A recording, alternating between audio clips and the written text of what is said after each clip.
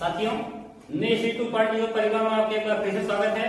जैसा कि आपको बताया गया था कि 15 फरवरी से आज के लिए नया बैच ऐलान किया जाएगा उत्तर प्रदेश पुलिस भर्ती का। तो उत्तर प्रदेश पुलिस भर्ती का नया बैच थोड़ा जल्दी चालू कर दिया गया है, इसलिए अपने सहयोग से जल्दी सपोर्ट करवाए चैनल को। और उत्तर प्रदेश पुलिस भर्ती के लिए 15 फरवरी से आपको पूरे कंटेनमेंट दिया जाएगा। तो जैसे आपको आज से कंटेनमेंट चालू कर दिया गया है, हिंदी का कंटेनमेंट, मैथ का कंटेनमेंट आपके इस चैनल पर चालू कर दिया गया है। 15 फरवरी से आपके सभी कंटेनमेंट दिए जाएंगे साथियों। तो ध्यान देते हैं,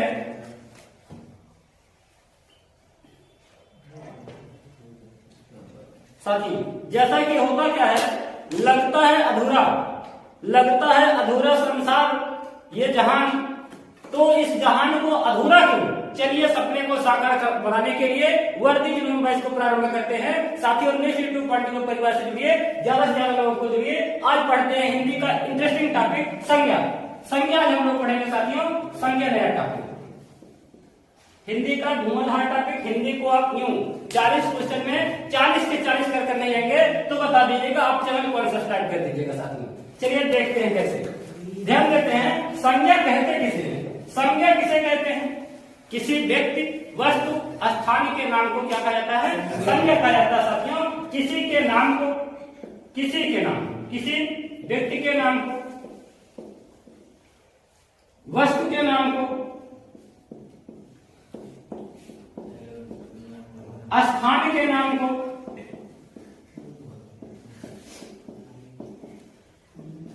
किसी भी व्यक्ति, वस्तु, स्थान, शहर, जगह, किसी का भी जब नाम होता है, जहां नाम का वर्णन साथ किया जाता है, उसको क्या कहा जाता है? उसको संज्ञा कहा जाता है। अब यहां से होता क्या है? संज्ञा के प्रकार। संज्ञा कितने प्रकार की होती है? आप जानते होंगे कि सर संज्ञा तो 5 प्रकार की होती है, लेकिन गलत। होता क्या है?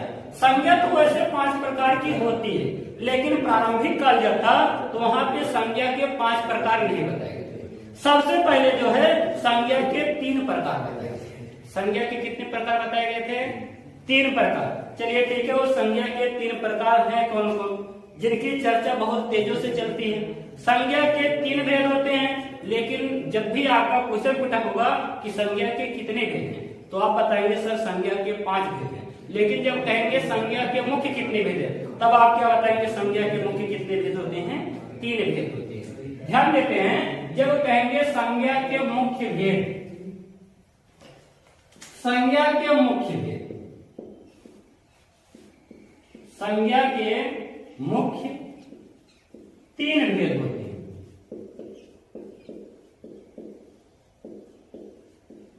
संज्ञा के मुख्य 3 भेद होते हैं। वो 3 भेद कौन कौन है? पहला भेद आपका है व्यक्तिवाचक संज्ञा, व्यक्तिवाचक संज्ञा। दूसरा आपका है भाववाचक संज्ञा।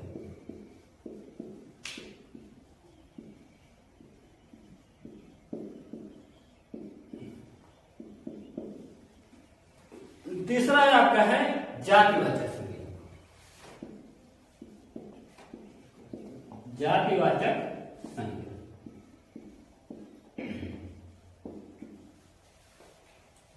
तो ध्यान देते हैं साथियों, जब कहेंगे संज्ञा के मुख्य कितने भेद हैं, जब संज्ञा का पहली बार वर्णन किया गया था तो संज्ञा को पहली बार संज्ञा के 3 भेद बताए गए हैं, और इन्हीं तीनों भेदों को मुख्य भेद कहा जाता है। बाद में चल करके क्या हुआ, जब लोगों को ज्यादा जानकारियां हासिल हुई तो बताया गया, तब बताया गया कि संज्ञा कितने प्रकार होता है। बाद में बताया गया कि संज्ञा के 5 भेद होते हैं। संज्ञा के 5 भेद होते हैं।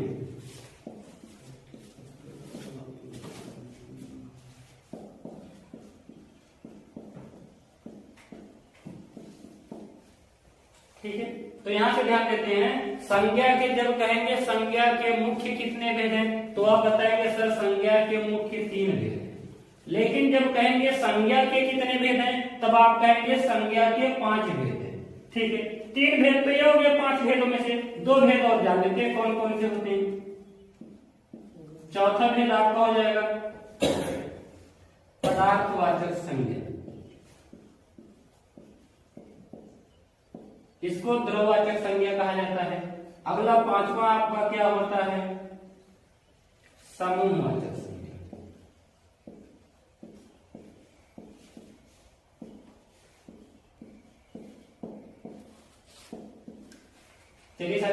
व्यक्तिवाचक संज्ञा पहले पहचानते हैं। व्यक्तिवाचक संज्ञा किसे कहते हैं? व्यक्तिवाचक संज्ञा, व्यक्तिवाचक संज्ञा क्या होता है? जिससे किसी विशेष व्यक्ति का बोध हो, किसी विशेष शहर का बोध हो, किसी विशेष स्थान का बोध हो, तो उस संज्ञा को व्यक्तिवाचक संज्ञा कहा जाता है। जिससे क्या होगा? किसी विशेष व्यक्ति का बोध हो, विशेष स्थान का बोध हो, तो उसे कहा जाता है व्यक्तिवाचक संज्ञा। जैसे आपसे कह दिया गया राम, श्याम, मोहन, तो ये सब क्या है? व्यक्तिवाचक संज्ञा, क्योंकि इनसे व्यक्ति का बोध होता है। रीता, सीता, गीता, जो भी नाम का बोध होगा, जब भी नाम का बोध होगा साथियों, तो वो व्यक्तिवाचक संज्ञा होता है। ठीक इसी प्रकार हम लोग क्या करेंगे? व्यक्तिवाचक संज्ञा में क्या होता है? शहरों का नाम, शहरों का नाम। चलिए आपको विस्तार से समझाते हैं।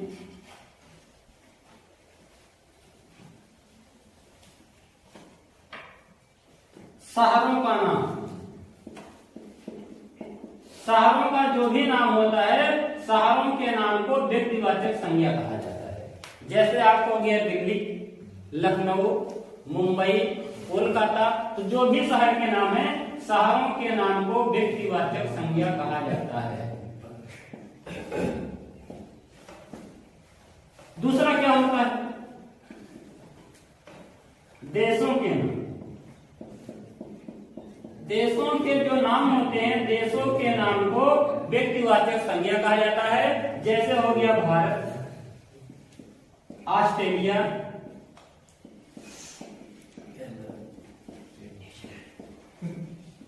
ठीक है, जो भी शहर के नाम है, अमेरिका, पाकिस्तान, सऊदी अरब, जो भी है वो सभी क्या है? जातिवाचक संज्ञा के उदाहरण। आगे ध्यान देते हैं साथियों, नेपाल हो गया। इसके बाद क्या होते हैं? देशी जातियों के नाम, जो भी देशी जातियां होती हैं, देशी जातियों के नाम जातिवाचक संज्ञा, व्यक्तिवाचक संज्ञा होता है। जैसे हो गया देशी जातियों के नाम,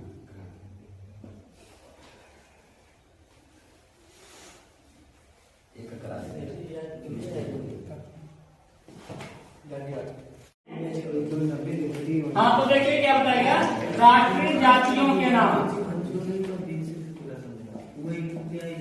राष्ट्रीय जातियों के जो नाम होते हैं, राष्ट्रीय जातियों के नाम व्यक्तिवाचक संज्ञा होते हैं। जैसे आपका क्या हो गया? नेपाली कहते हैं सब लोग, तो नेपाली क्या है? नेपाली आपका व्यक्तिवाचक संज्ञा है। कौन सी संज्ञा है? व्यक्तिवाचक, नेपाली, ठीक है। इसके बाद आपको हो गया रूसी, भारतीय, ये सभी क्या है? आपके व्यक्तिवाचक संज्ञा। आगे ध्यान देते हैं, कुछ और उदाहरण देख लेते हैं। दिया गया है ऐतिहासिक युद्धों के नाम, ऐतिहासिक युद्ध,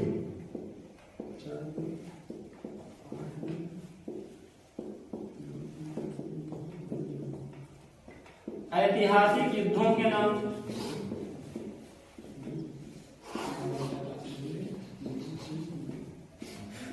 जो भी इतिहास में युद्ध लड़े गए हैं। जैसे आपका हो गया पानीपत का युद्ध, ठीक है, चौसा का युद्ध, खानवा का युद्ध, बिलग्राम का युद्ध, ठीक है। जितने भी युद्ध होते हैं, युद्धों के जो भी नाम होते हैं, जो भी ऐतिहासिक युद्ध हैं, ऐतिहासिक युद्धों को व्यक्तिवाचक संज्ञा कहा जाता।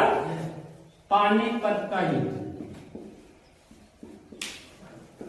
खानवा का युद्ध, घाघरा का युद्ध, जितना भी युद्ध आप देखेंगे, जितने इतिहास में युद्ध हुए हैं, उन सभी को व्यक्तिवाचक संज्ञा कहा जाता, ठीक है। आगे ध्यान देते हैं, ऐतिहासिक युद्धों के बाद हम लोग क्या करते हैं?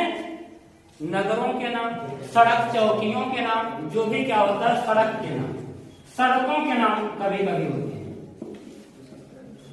सड़कों के नाम, सड़कों के जो नाम होते हैं वो व्यक्तिवाचक संज्ञा के उदाहरण होते हैं। जैसे आपको दे दिया जाता है शहीद पथ,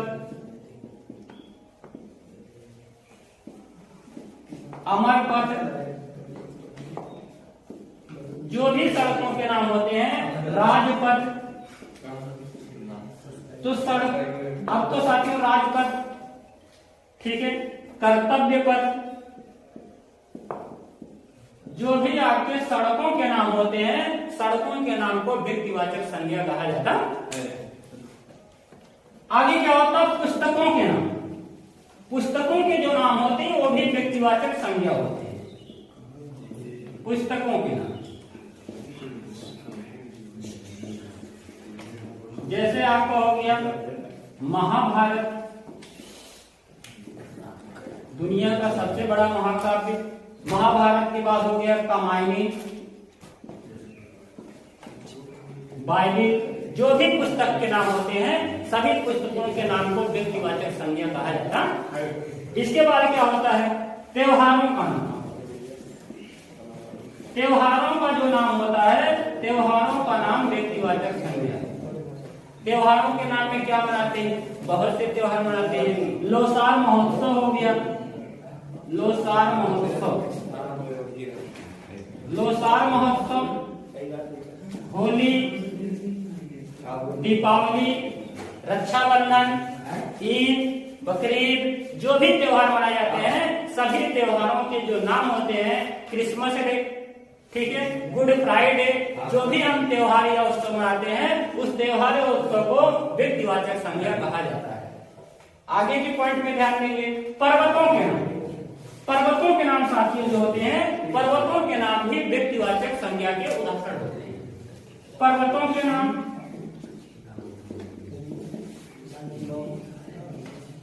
पर्वतों के नाम जैसे आपको हो गया हिमालय पर्वत, नीलगिरी पर्वत, जितने भी पर्वत या पहाड़ी के नाम होते हैं सभी व्यक्तिवाचक संज्ञा के उदाहरण होते हैं। आगे ध्यान देते हैं, नदियों के नाम, नदियों के नाम, नदियों के जो भी नाम साथियों होते हैं, जैसे आपको हो गया गंगा, ब्रह्मपुत्र, कोई भी नदी हो, कोसी नदी हो गई, ब्रह्मपुत्र नदी हो गई, यमुना नदी हो गई, सिंधु नदी हो गई, सतलज नदी हो गई, जो भी नदियां हैं, राइन नदी हो गई, तो जो भी नदियों के नाम होते हैं साथियों, नदियों के नाम व्यक्तिवाचक संज्ञा के उदाहरण होते हैं। अगला ध्यान देते हैं, दूसरा पॉइंट हम लोग पढ़ेंगे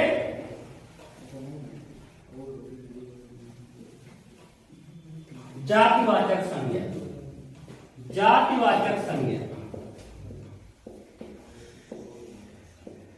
जातिवाचक संज्ञा, जातिवाचक संज्ञा से कहते हैं जिससे किसी विशेष जातियों का बोध होता है उसे जातिवाचक संज्ञा कहा जाता है। साथियों आपको लगता होगा कि संज्ञा बहुत आसान है, लेकिन इसमें ऐसे ऐसे टॉपिक है, ऐसे ऐसे एग्जाम्पल दे दिए जाते हैं जो आप बाद में क्या करते हैं, गलती करके चले जाते हैं, बाद में लगता है कि हमसे गलती हो गई, तो गलती को नहीं करना है, ठीक है।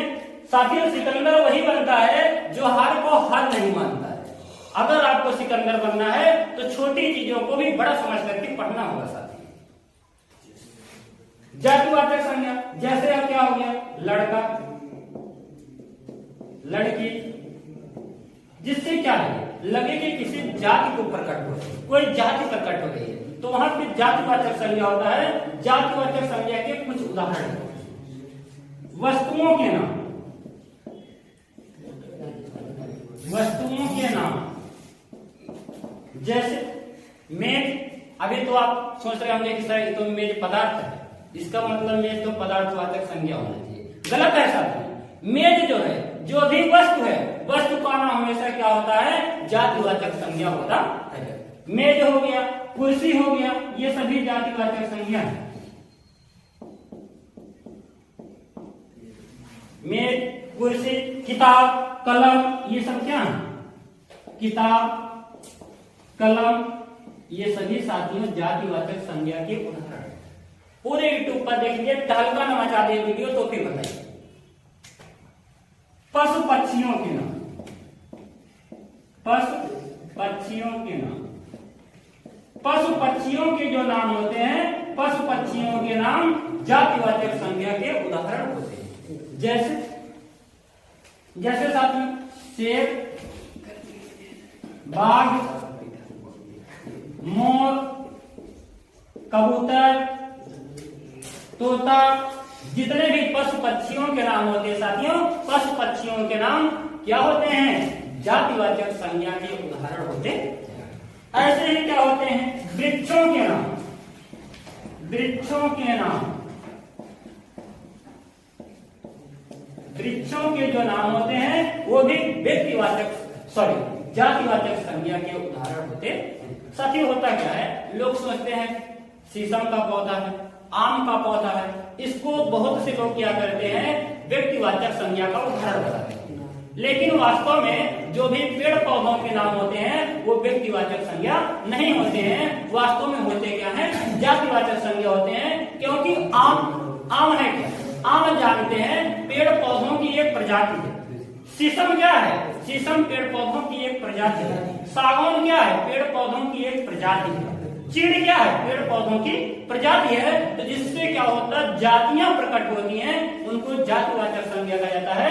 कहने का मतलब जो भी वृक्षों के नाम जैसे आपको हो गया आम, बरगद, नीम, पीपल, ये सब क्या है?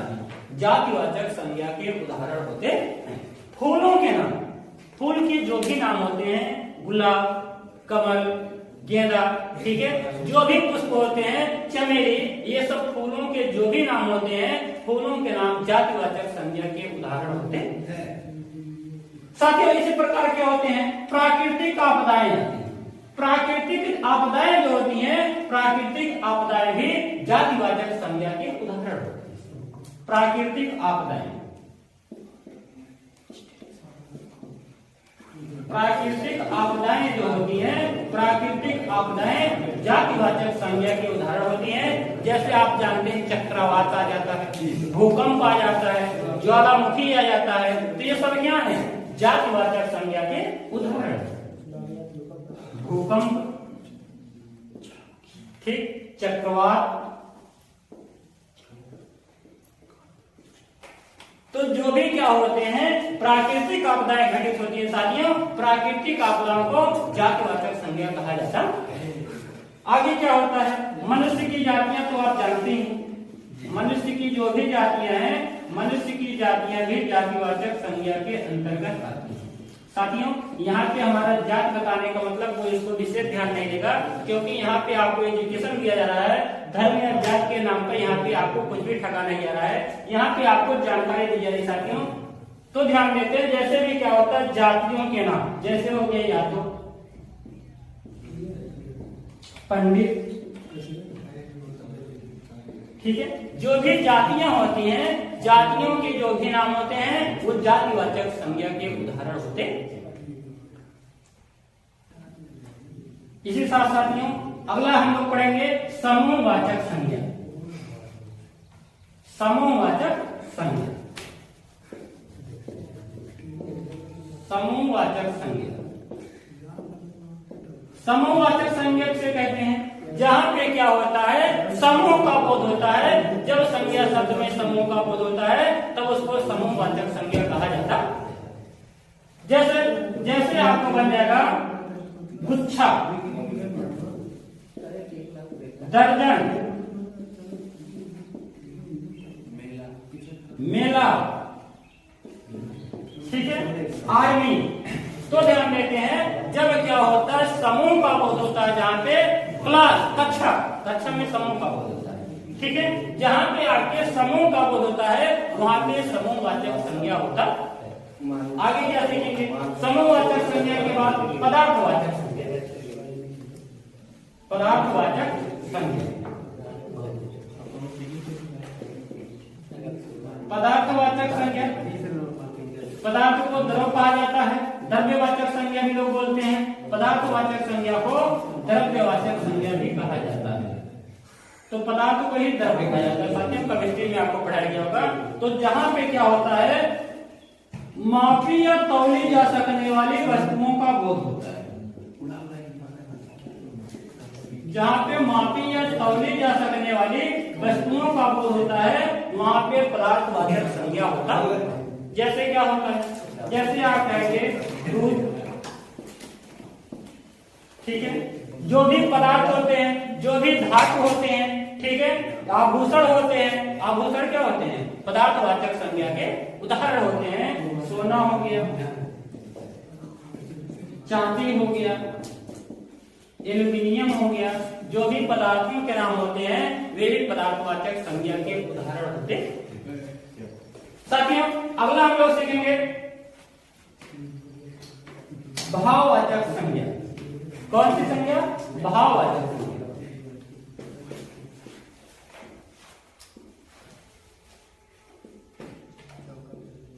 भाववाचक संज्ञा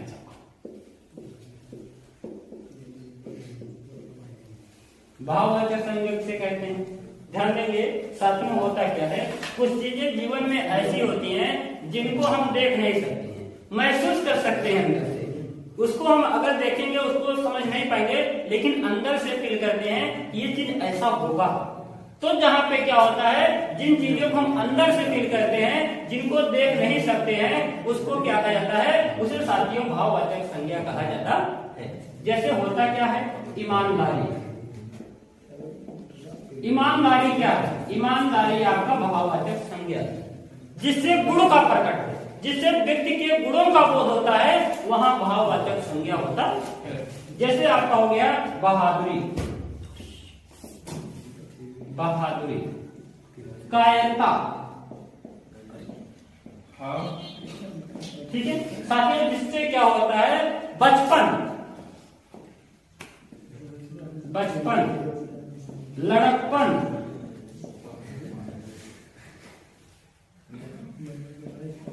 लड़कपन, ठीक है। तो साथी ये सब क्या होते हैं? भाववाचक संज्ञा होते हैं। आज के लिए वीडियो में बस इतना ही साथियों। अगला हम लोग अगले के टॉपिक में कल हम लोग पढ़ेंगे सर्वनाम साथियों। जैसा ही मजेदार वीडियो, ज्ञानवर्धक वीडियो देखने के लिए चैनल को साथियों ज्यादा से ज्यादा सब्सक्राइब करें। वीडियो देखने के लिए साथियों बहुत बहुत धन्यवाद। जय हिंद साथियों।